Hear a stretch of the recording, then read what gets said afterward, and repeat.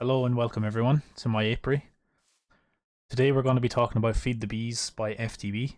It's around 660 mine coins on the Minecraft Marketplace, or around €4 as of September 2025. So let me pop on my beekeeper hat and we'll get into some of the simpler stuff before we address all these lovely bees here behind me. So there are 3 new armor types, as you can see, very much on theme.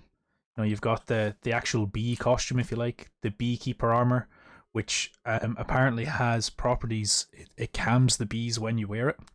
So I'm assuming you're kind of impervious to bee stings, I guess, if you were to anger one of them. And then you've got kind of this bee armor here. It's almost like leather armor in terms of protection. You can see there's new blocks here as well. So this is... I just get it in my hand here. This is honeycomb brick. So very nice, kind of, rather than like gold blocks, you could use maybe these to make it look like gold bricks. And there's different patterns too. So there's carved here, there's cracked along the walls, and there's also mossy as well. It doesn't look great, so that's why I haven't put it in to the build here. But I suppose the main thing of this add-on clearly is the bees, and there are so many variations. This is just a fraction of what's available. And through the different bee variations, you have different honeycomb variations, right? So, like many other add-ons, you spawn in with this book. It kind of gives you the background of where to start and how to go about your bee journey. So, you start by crafting a jar. You capture bees in the wild, and then you can breed them. Now, the breeding doesn't seem to be working for me today. I don't know if it's because I spawned them using spawn eggs, but you can breed bees to get other things. So for example, you can breed an oak bee and a birch bee to get a chest bee. You can take an iron bee and a prismarine bee to make a diamond bee. And from there you get the resources that they're, their respective resources. So once you kind of figure out the first few steps, it recommends that you do the Beepedia, which we have in our hotbar here. We'll get into that in a minute. But there is a lot more to this as well. So we have our bee boxes here at the back, as you can see. That's where we, keep these different bees. The normal beehives in Minecraft don't seem to work with these bees, so you have to build bee boxes. When you harvest the resources from the bee boxes, for example, we'll come over here. This is an emerald beehive, so there's emerald honeycomb. We have some diamond honeycomb here too. You have to take the honeycomb and craft it in this apiarist table. So for example, I take, 2x2, I get raw diamond. It doesn't work in this crafting table, your normal crafting table. And then you have to smelt the raw diamond to get the resource. There's also this crafting table. It's green, and it's just made from stem wood, which we'll get into in a few minutes. So, raw diamond, smelt it down, you get your normal diamonds for crafting stuff. And that is, I suppose, the whole gist of this add-on, is that there are different bees assigned to different resources. You get them into these bee boxes. Here we have birch. I think over here we've sand. So rather than mining out half a desert, we can just get sand honeycomb. And that's it. It's really, passive resources. If you can see in the top left hand corner, 0 days played in this world. I've had this set up for maybe, half an hour, and we're already getting stacks upon stacks of these. So it really is kind of cheaty in a way. But like for stuff like this, I'm not talking about making a million stacks of diamonds. But like if you want to build something with cyan wool, this is a great way to do it. In parallel with your cyan wool sheep. So, that's the bees. Obviously, I'm not going to go into every bee species, but this book does have that. So if you're looking for a specific type, this Beepedia will list it. So you just take a book, some honeycomb, and you craft it in a crafting table to get this book. And there's so many types of bees. Melon bees if you're starving, I guess. Mycelium, kind of rarer, even mushrooms, like kind of rarer blocks to find if you're trying to just do a kind of builder's world rather than, a miner's world, if you like. this is a great way to source resources that are otherwise hard to get. You know, so many types. Again, sand bee, you know, mining sand is really tedious, takes up a lot of time. It's really cool. And what I like about this bee PDF, we come back to here, it does tell you how to breed them. So you can either, you know, you can only be bred or traded with a wandering beekeeper. So you can trade with a wandering beekeeper to get a diamond bee, or you have to breed it. So you have to take an iron bee, a prismarine bee, breed them together, and hopefully you'll get a diamond bee. Now, I did try this earlier with normal flowers, and it didn't seem to work. I don't know if there's like a hit rate per se, like you have to breed them, you know, every 1 in 8 chances you breed a bee. I don't know how it works. I need to look into it a little bit more, but there is breeding in this add-on, clearly. So that's not all, I suppose, that's in this. You know, the resource thing is the main bit. We have different bee boxes as well, different types, so for whatever theme you're going for. There's loads of different types.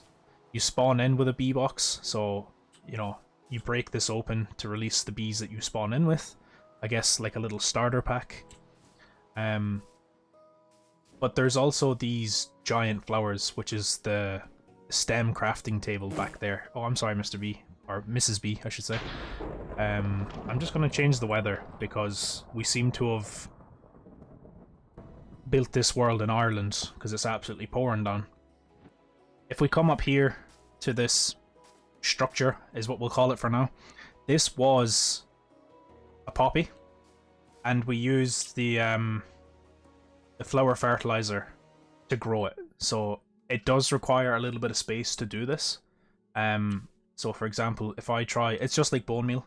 If I try and grow a giant flower from this poppy, you can see this kind of hitbox, this red hitbox, and that's an indication that it doesn't have enough space.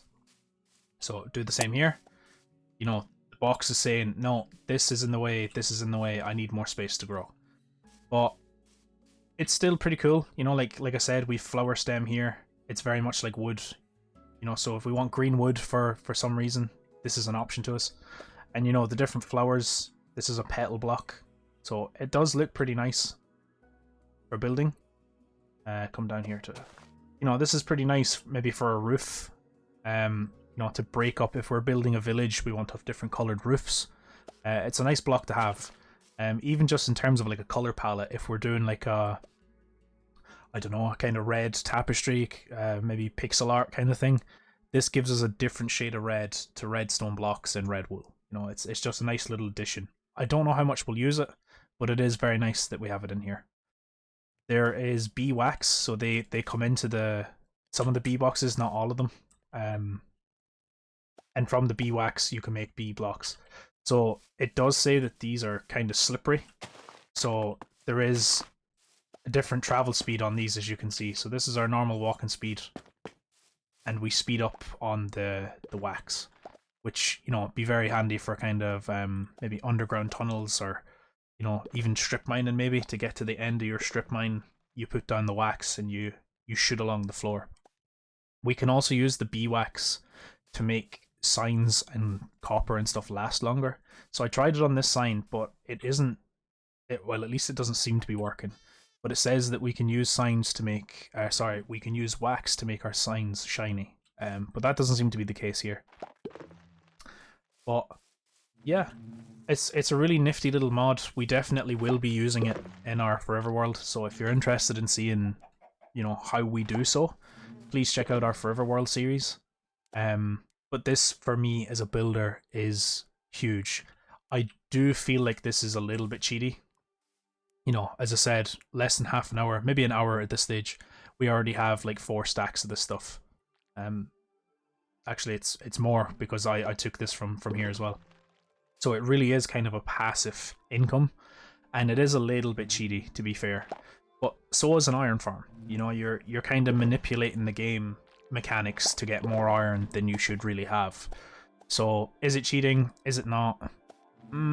I think I definitely feel that some resources are. But again, where have we gone? We're over here. Concrete. I hate having to deal with concrete. It's such a tedious process. I appreciate that it's in the game because it's nice to have to go and do it. But when you're trying to build a purple tower and it takes 2.5 hours just to get your materials, it is very, very tedious. So I really appreciate this kind of thing as a builder. Look, we've already maxed out our enchanting tables here, so my inventory's ruined. But you know, very powerful if you're going after a certain enchantment, for example. This is very, very powerful, you know. Rather than wasting books and time and XP and all that kind of stuff, it streamlines the process a little bit, I guess. Call it cheating if you want. I'll try keep us as honest as possible in the Forever world, so it's not like, you know, day 10 we've no diamonds, day 11 we have 75,000 diamonds. You know, it is a little bit cheaty, but no. At the end of the day, who cares? It's our Forever world, so yeah, that's all, folks. I suppose if you're interested in checking this out, this add-on, once again, it's Feed the Bees by FTB.